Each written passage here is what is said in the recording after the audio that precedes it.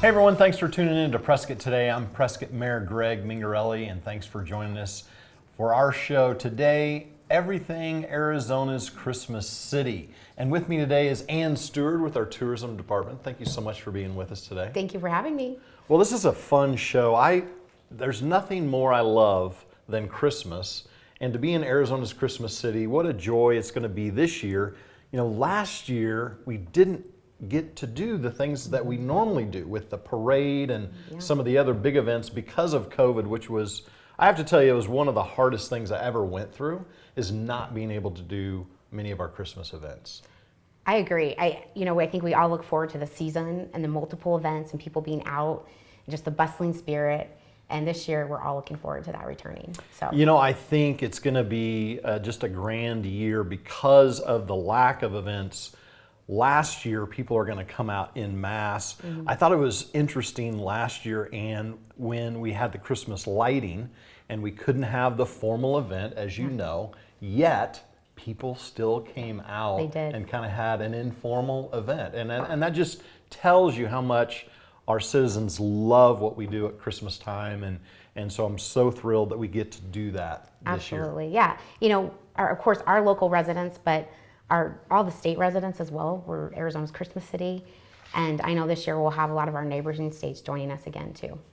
Yeah, no, there's so many people that come out of Phoenix, Southern California, other places far and wide, and we're so thrilled to have all the visitors in town for all the Christmas events. Anything else you'd like to mention here about some of the things that we're doing? We have a couple parades. We have the courthouse lighting that I mentioned. We also have Cronite. What am I missing? There's so many things. We have the two parades, one being the nightlight parade.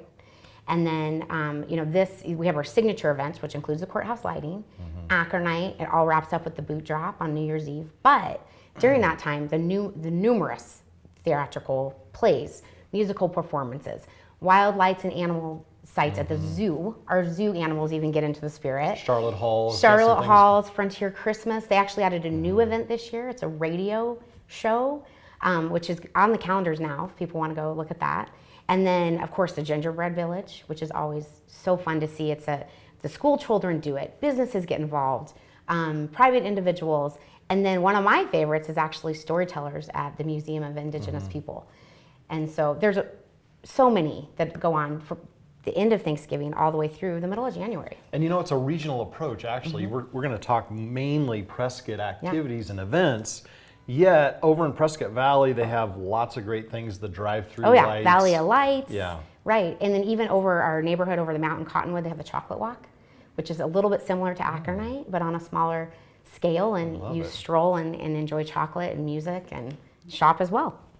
Well, we're going to have a fun time today on the show, and thanks so much for being with me. You know, I think what I love about Prescott is the community spirit and all of the community leaders that come together to make this happen. You know, it's volunteers, it's business owners, it's civic leaders, elected officials. Everybody comes together to make this happen. It really takes a big team effort. A lot of people, and I think that's what many people don't know that aren't from here, is it different organizations, it's different business leaders, it's community members. It's not the city, it's not the county, it's not the state. It's everybody made up in the community that makes these events happen. Yeah, so that's the strength of Prescott, and I think it'd be good to go ahead and jump in, bring some of these leaders, these folks in that help make Arizona's Christmas City happen. So let's meet our first guest from the Jersey Lilly Saloon, Josh McRauer. Thanks so much for being with us today, Josh, and thank you for everything you do with Arizona's Christmas City. Thank you for having me today. I appreciate that. So, you know, we were talking earlier about just all the people that help make Arizona's Christmas City happen. And the other point I'd like to make here is just the grassroots effort it is. You know, a lot of times it doesn't have to come from City Hall. People, our folks in business and our citizens just say, hey, you know, there's a need and we need to meet that need. And that's what the Jersey Lilly has done with the courthouse lighting. Give us a little history on what you guys have done for the courthouse lighting. Yeah, so in 2008, Tommy Meredith, the previous owner, saw a need, that the trees needed more lights, and he wanted to help elevate the whole courthouse lighting. So he started that year. I believe they raised under $1,000, going around to bar patrons and saying, hey, we need some donations here to put more lights on the trees. Slowly it grew from there, so I guess this would be our 14th year. Okay. And we're now titled the Friends of Jersey Lilly Saloon. And there's approximately 15 committee members. When I purchased the establishment several years ago, Tommy said, I really need you to, take over this. That comes with the deal, That right? comes with the deal, which I was happy to do. Growing up here in Prescott, it's been a part of me as well. So I felt lucky to actually get to be involved and kind of take over a great group of people that has put so much effort forth in helping elevate that courthouse lighting for the last 14 years. So what did you guys raise last year? Last year was our best year yet. We raised $56,000. Wow. Yeah, so that's a big number to meet this year. Yeah. We're really hoping to at least meet or exceed it. It would be fantastic. With the courthouse lighting costing around $100,000, that makes us the single largest donor. But it's not possible without all of the other locals, the business owners, and just families that are donating, buying raffle tickets, donating items for the auctions. It's all up to our community to help pitch in to make that happen. And Josh, give us a little bit more detail on the events and activities that you do at the Saloon and that the Friends of Jersey Lilly do, because there's a couple things you do to raise funds. It can get confusing. We do kind of three things. We do a silent auction, a live auction, and then we sell raffle tickets. So silent auction with COVID last year moved to online. It was more successful than ever, so we're going to leave it that way. We were able to run that event for 7 days straight and bring in a lot of money off those items. It's also helped us push some really good items to that portion of our event. That will start on Monday, November 1st. And then the raffle tickets. The raffle tickets, we get 3 local businesses to donate nice items. You got Raskin's Jeweler, Brad Williams, Prescott Tire Pros. They all throw in every year for us, and we sell raffle tickets to the community. We start that, actually this year we started in July at the tent events, and then we'll run that all the way through January. When you purchase raffle tickets, you get to hang a donor bulb on the back bar at Jersey Lilly, and those hang all the way through the lights out party January 13th. And I know one of the really fun things is when you go into the saloon is to see all the light bulbs. Yes. People who have bought a raffle ticket and donated, and some people get really creative with the light bulbs, and to see your friends and family and local neighbors up there is really fun. It is fun. You get to see the businesses that are supporting your community. You get to see your neighbors up there. Some interesting quotes, all sorts of fun stuff up there. The auction has been a lot of fun, Josh, and I appreciate having a small part. And actually, I was able to auction a couple years with Tommy Meredith, which was kind of fun. He and I would take turns, but the number of items you guys have, it's a real tradition for people to come to the auction, a lot of fun, and so I would encourage everyone out there, if you've not been a part of the Jersey Lilly auction on November 4th, it's a great tradition and has grown tremendously under Tommy and now your leadership, and so thank you for that contribution to Arizona's Christmas City. Of course, I'm happy to do it. And the best place to watch the Christmas parades. Absolutely. On the balcony at Yes, Jersey Lilly. the balcony of Jersey Lilly. Yes, it is. Absolutely. Every time I walk by, I know that there's folks up there, and what a great spot to be for the parade and the courthouse lighting. That's a fun day. People start early in the morning. Mm-hmm. They hang out all day. It's a good time up there through that whole day. Yeah, Well, if you can't get a seat then, just go anytime, sit at the window, view the lights. Yeah, exactly. The lights are on. Beautiful view. If you prefer the quietness, come during the week. You get your choice of a spot, either balcony, window. We got heaters on the balcony now for people to stay warm while getting a beautiful view out there. Yeah.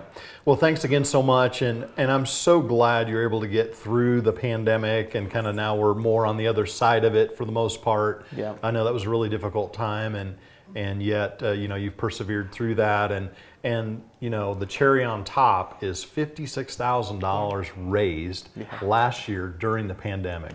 It was way to go. Thank you. It was unbelievable. We can't say thank you enough to the community for helping make that happen. Well, thanks so much for being on the show. Yeah, and one last little thing. Always check us out at thefriendsofjls.com. You can buy your raffle tickets there, view event information, stream the live auction, bid on either auction right from there, thefriendsofjls.com. Very good. Friendsofjls.com. Yep. Wonderful. All right. Thank you very much. Yeah, Appreciate having me. Thank you, Josh. Thanks. Well, it's great having Josh on the show from Jersey Lilly. What an amazing event, or lots of different things they do to create revenue for the courthouse lighting. Well, and we are such a parade city. We love our parades throughout the year, but especially during the Christmas season. We have two parades to celebrate Christmas, and we want to talk about the courthouse lighting as well in this segment. But first, talk about how we kick off with a parade here at Arizona's Christmas City. Yeah, so it's so fun. We have a night light parade. And this was put on by Prescott Downtown Partnership. It's the weekend of Thanksgiving, typically, usually always the Saturday after Thanksgiving. And it is wonderful. Come down, when it gets dark. There's many floats, and they're all decorated with lights. Some are so intricate. Some people walk with lights on, and it's just a great time to, get a hot coffee from one of our coffee shops, go down and kick off the holiday season. It's a great kickoff, so festive, a lot of fun. A lot of families get involved with entries and beautiful lights. APS is always a big, entry in that as well. So what are the details again? Like what time does that start at dark, obviously? Yeah, so usually, it just depends on the year, but like 6:30, the best place to find the information for the Holiday Light Parade are the, two calendars, the city calendar, prescott.org, but then also the Prescott Downtown Partnership direct website as well. We'll have good details about it. Very good. So we're going to talk now about the other parade, the day parade, I guess we'll call it, and the courthouse lighting. We were just talking to Josh about funding for the courthouse lighting, which primarily has been through Jersey Lilly and so many other places and sponsors that help with that. But let's bring on our good friend, Sherry Heine with the Prescott Chamber. Thanks so much for being with us today. Thanks for having me. I'm so excited. Yeah, thank you. Yeah, so let's jump in and talk about these two great signature events, the parade and the courthouse lighting. Absolutely, but before we do that, I do want to talk about the Grand Marshal celebration, which we have on Thursday, December 2nd. That's a new tradition, and we'll be honoring our own mayor as the Grand Marshal. And so we're so excited about that. And you'll be leading the parade for us on Saturday, December 4th. So we're excited about that. And it's just such a great time to be in the Prescott area with Arizona's Christmas City and, all the festivities that go on, which you've been talking about all this time. But the Christmas parade starts on Saturday, December 4th at 1 o'clock. And it's a great parade. It's, we usually have a little over 100 entries in the parade, and bands, and hopefully we'll have bands this year. As we all know, we had to cancel the festivities last year, which was unfortunate but safe for our community. We don't have that intention this year. We plan to have all of our festivities. Wonderful. So Sherry, the day, December, the same day, we have the day parade. Yep. Which is in the afternoon. Yes. That night is the lighting, which we're going to talk about in a little bit. Yeah. But you mentioned the day parade that there's bands. I know that there's animals. We have our signature zebra that's typically Absolutely. And then usually the guest of honor at the end. Yes. And will he be joining us? Yeah. You know what? I've had a call into the North Pole, and I can say that Santa will be here. And the one great thing about Santa Claus coming into town is that he will be on the courthouse plaza, right in the front there, from right after the parade, like from 3 to 5, taking, he'll be listening to the children's and their requests, and hopefully everybody's been good this year. And he's very excited about that opportunity. And we have to talk about the theme. What is the theme for the Well, so this is, we really wanted to come out this year and have a strong theme and something that everybody can resonate with. So our theme this year is It's a Whoville Christmas. fun. Is that too much fun?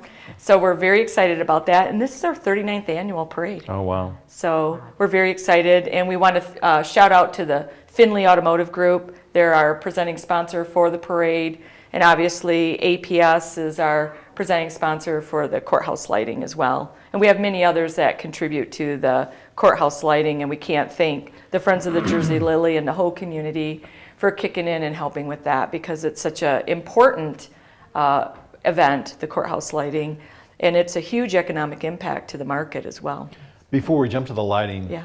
just for those folks that maybe are newer to town, Mm-hmm. it's a traditional parade route, if you will, from Murphy's all the way around the courthouse plaza. What time does it start? Kind of when should people arrive? Right. Well, the parade actually starts at 1 o'clock, and we encourage people to get here a couple hours early, maybe stroll around, do some shopping, get some food, and just enjoy the downtown while the festivities kick in. So. Well, look, I'm truly honored to be the Grand Marshal. Thank you so much. I look forward to being out there with my family, and it's always been a great tradition of ours, and I'm proud to represent our city. Well, thank you so much for that.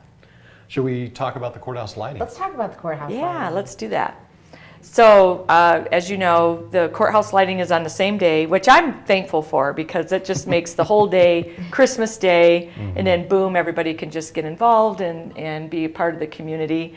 So what happens is, after the parade, we encourage people to stick around for that too. You're going to want to grab your seat along the plaza there. Put your blankets down, save your spot, but get out in the community. This is a great time for people to start some early Christmas shopping, and just really be a part of the community at large. We will have music that will start to play at 5 o'clock. So you can enjoy the festivities from that perspective. And then at 6 o'clock, we'll actually start the program, the traditional program. We have a surprise that we can't talk about right now, but stay tuned for that. You'll just experience the surprise. And I will say that this year we are working with a different lighting company, and so we will be having some new features as well that you'll be able to enjoy. I think that's what I love about the courthouse lighting, is that it changes and evolves and improves year over year. So there's always something new, something special down on the courthouse for the lighting. You mentioned get down to the plaza. The north end of the plaza is where the ceremony and program will take place. It is, yeah. The light is the whole plaza, but the ceremony is on the north side. Spilling into the street onto Gurley usually, right? We keep Gurley closed the whole time from the parade all the way through. And we'll have some food booths there to help, because it's very busy during that day. So we want to make sure. And Sherry, the tradition of the courthouse lighting itself on that day is so spectacular and special. But if somebody can't come down that day, can you let people know how long the lights stay on, and that there's opportunity throughout the entire time for people to come see the lights? Absolutely. In fact, the courthouse lighting, we kick it off on the 4th, on that first Saturday, but we have the courthouse lighting all the way through January 16th. So that Sunday is when that will be the last of the light show. Wonderful. So you can come down anytime, and we encourage that, actually. Yeah, absolutely. Come down during the weekday with your family, get dinner, stroll the plaza, see the lights. Yep. And usually the night of the lighting, if not that Saturday before when we have the holiday light parade, is when the businesses around town start getting their lights up and their window decorations. And so the entire downtown is just very festive.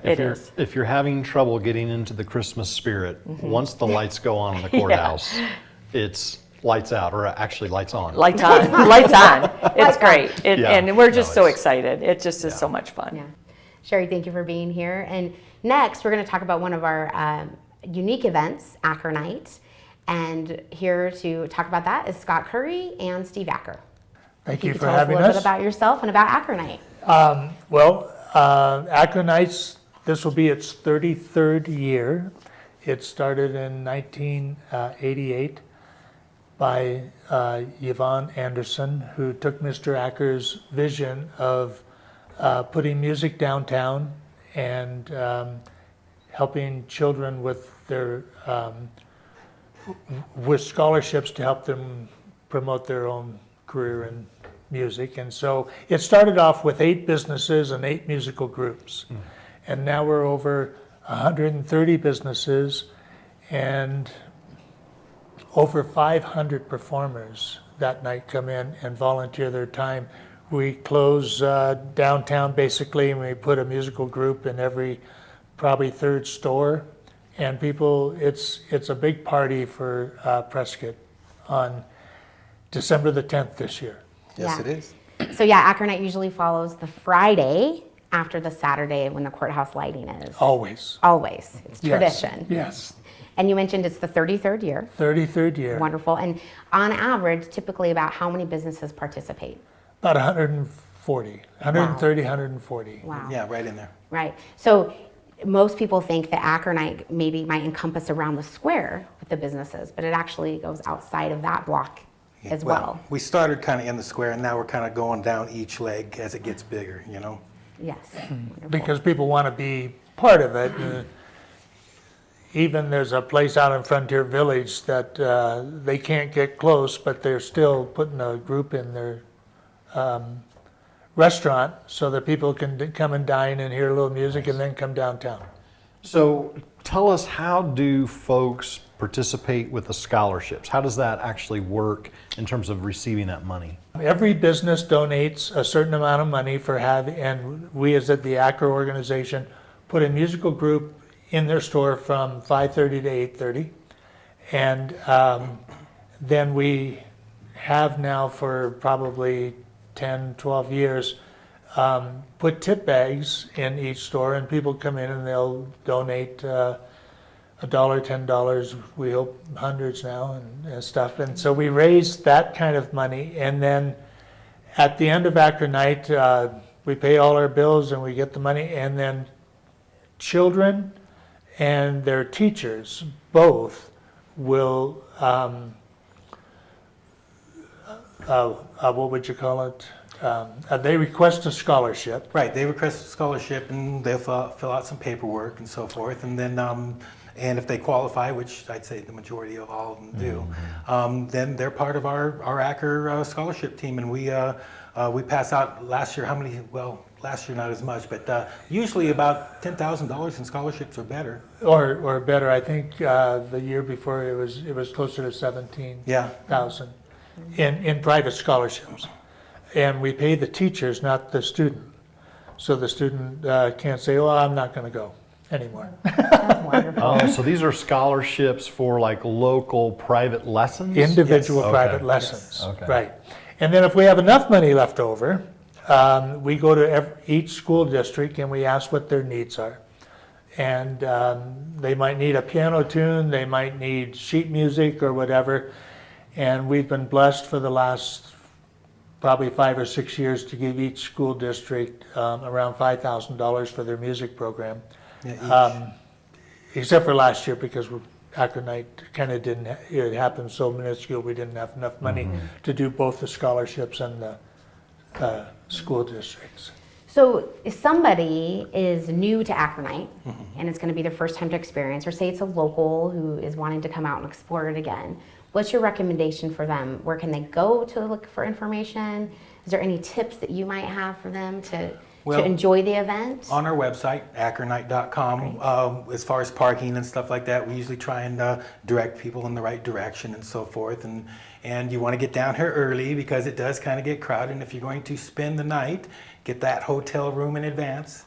But yeah, we get a lot of people running around. We're having fun. Everybody's making music. It's a wonderful evening. It really is a wonderful evening. And like I said, we'll kind of keep you apprised on what's going on as far as different things when you go to our website and also Facebook page. Wonderful. And really, when they get downtown after they park, they can start at any business. Anywhere, and go anywhere you want. about their own route. There's no particular beginning and end. No. They can start wherever they'd like and end wherever they'd like. Right, and there's plenty going on in every direction. Steve, you said get here early. Give us a better idea. What does that mean? What time? Well, we do our opening ceremony at 5, so if you could Okay. get here between 3 and 4, find a place to park, go have dinner or lunch or late lunch, and then you're ready for Acronite.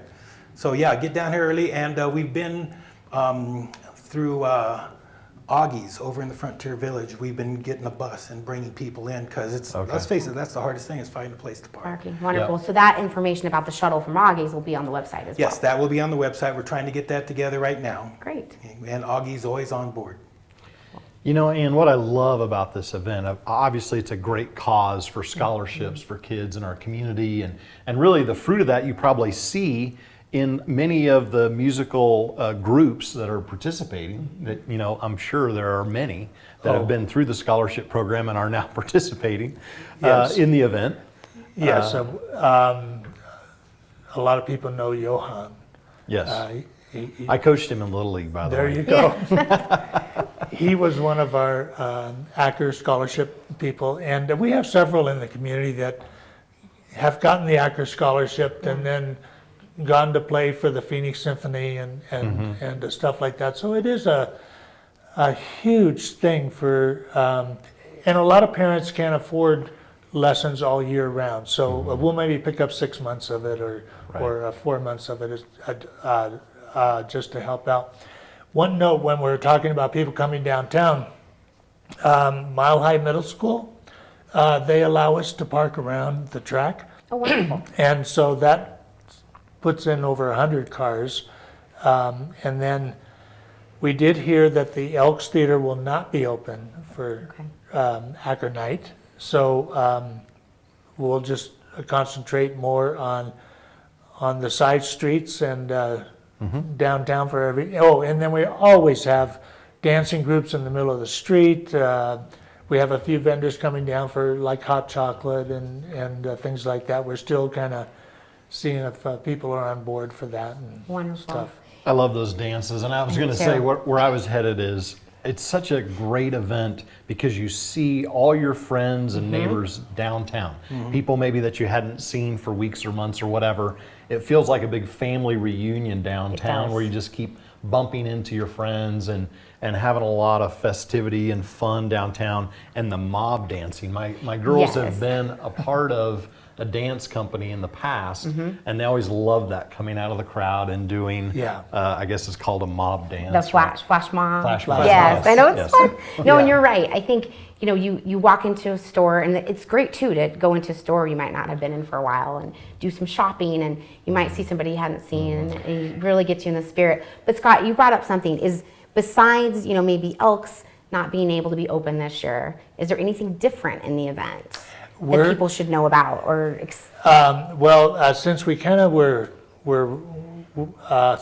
missed last year, we had a few things going on to get people back in the groove of, you know, let's do this and let's have a great night. The holiday courtyard is going to be special this Acker night. wonderful. So we're looking forward to that. We have a theater organ coming that we'll put in the middle of the street. Oh, wow. And so that'll be And he's fun. good. This guy's good. He's very good. And we just expect to have the same amount of, we kind of go on El Gato Azul's schedule. They have he has like 4 dinner times. Like it just starts at 3. And then, so we know that people can come down and they can actually get reservations at some restaurants and eat. And there's just some really nice spots downtown Prescott that you could actually eat and watch at the same time. And that's kind of special. Yeah, well, that's great. Yeah. Well, thank you both for your leadership, and thanks for being on the show. And we are really looking forward to Acker Night. It's been, It'll happen. We are too. yes, it will happen. That is right. It will happen. So, well, thanks so much for being on the show. Well, thank you for inviting us. Yeah, we look forward you so to much. taking in Acker Night. Well, we want to thank Steve Acker and Scott Curry for being here. And Mayor, now we're gonna talk about one of our newest traditions, but one of our kind of Christmas City wrap-up events that's really great time, the New Year's Eve Whiskey Row Boot Drop. You know, it's so popular, and I think there have been, and we'll ask Matt when he gets on the show here, but over 10,000 people that come to this thing. It's amazing, and people just, I think, really enjoy being outside. They love being on Whiskey Row, and there's so many great things going on down there for the boot drop. Yeah, it's still really festive and just a great way to wrap up the year. The lights are still on at the courthouse, and everybody's together, and they have other activities that are included in the event too. Yeah, no, I've always loved going down for the boot drop. I usually like the earlier boot drop though. I'm getting there. Yes, yes. It is really nice that they have both times. Yeah, I agree. Well, again, we've talked all along through the show just about the many great leaders, business leaders, and folks in our community that do such a great job leading out on these events, volunteering their time, and making Arizona's Christmas City happen. And I'd like to welcome Matt Broussard to the show. Matt, thanks so much for being with us. Thank you guys for having me. Yeah, and thanks so much for, gosh, what you do actually throughout the year. So many things going on in Whiskey Row. I always think of you as the chairman of Whiskey Row unofficially. Yes. If I have a question about Whiskey Row or need to negotiate something down on Whiskey Row, I always go to Matt. He's so respected down there on Whiskey Row, and such a great tradition with Matt's Saloon. So we want to talk about the boot drop, and so give us a little background history about the boot drop. Sure. Well, this will be the 11th year of the boot drop now. It's a little tough with last year not having had it, but we did do an online virtual boot drop, so we're going with the 11th year, and we're just we could be more excited for it. I mean, everyone's ready to say goodbye to 20 and 21 at the same time, since we didn't get to do it all together last year. So we're really excited. It's for those that aren't familiar with the boot drop, it's a big block party on Whiskey Row. We've got fireworks, we've got the 2 drops at 10 p.m. and midnight, we've got live music, we've got burn barrels to keep you warm. So it's a really fun event and gives everyone in the community a chance to come out and ring in the new year together. Wonderful. And Matt, you mentioned that there's 2 drops for the boot, the actual cowboy boot that drops from the flagpole at the top of Whiskey Row.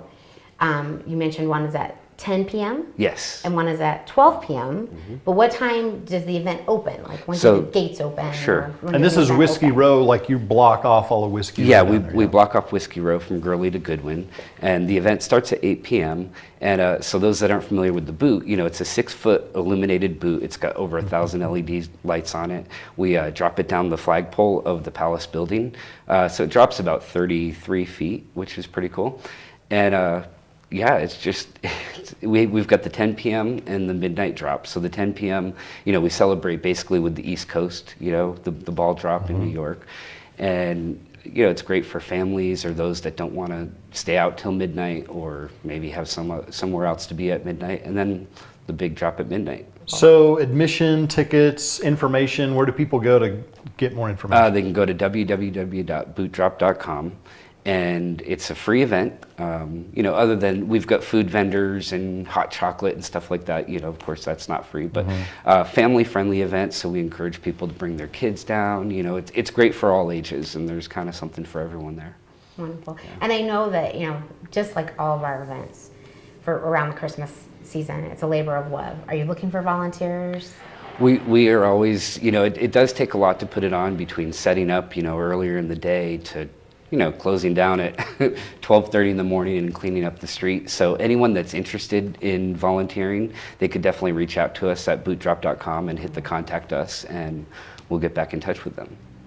Well, Matt, this is such an amazing event with thousands of people that come. Where did this idea of the boot drop? I know they do the ball drop in New York, but where did this come from? So, this is really the brainchild of Tracy Horn from Helkin and Horn Ad Agency. She grew up in New York and, was ball drop and all that. And just, she wanted to bring something to Prescott that would help everyone ring in the new year. It used to be a night that people would either party at home or maybe go out to the bars or restaurants, but really this kind of brought everyone together. So well, it's quintessential Prescott for sure that it's a boot drop here on New Year's Eve. What else would we drop? Yeah, exactly. It's perfect. Well, Matt, we want to thank you and the committee for all you do to make this. It's a terrific event. Thank you. And a wonderful way to ring in the new year. And we're looking forward to 2022. All right. Thank you. We're going to give the boot to 2020 and 2021 all Yeah, at the same both. time. Yeah. Double thanks so kicker. much. Yes, thanks so much, Matt. Well, that's all we have for today. We so look forward to all of our Christmas events, as I'm sure you are. We hope this show really helps you get prepared and get out there for all the amazing activities we have in Arizona's Christmas City. That's all we have for today.